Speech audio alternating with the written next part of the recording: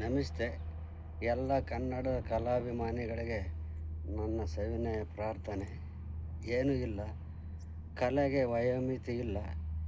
ಏನೋ ನನ್ನ ಮನಸ್ಸಿನಲ್ಲಿರ್ತಕ್ಕಂಥ ನನ್ನ ಕಲೆಯನ್ನು ಸ್ವಲ್ಪವಾದರೂ ಪ್ರದರ್ಶಿಸಬೇಕೆನ್ನೋ ಆಸೆ, ಹಂಬಲ.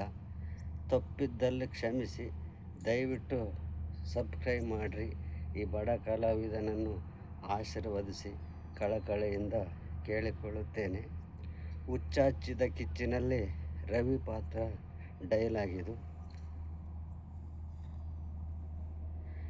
ಯಾರೋ ನಿನ್ನೆ ನನ್ನ ಕನಸಿನಲ್ಲಿ ಬಂದು ಕಣ್ಣು ಮುಚ್ಚಿದಂತಾಯಿತು. ತಿರುಗಿ ನೋಡಿದರೆ Padma. Hi Padma, how are you? Padma, ನಮ್ಮ ಮದುವೆಗೆ ನಿಮ್ಮ ತಂದೆ ಒಪ್ಪಲಿಲ್ಲವೇ?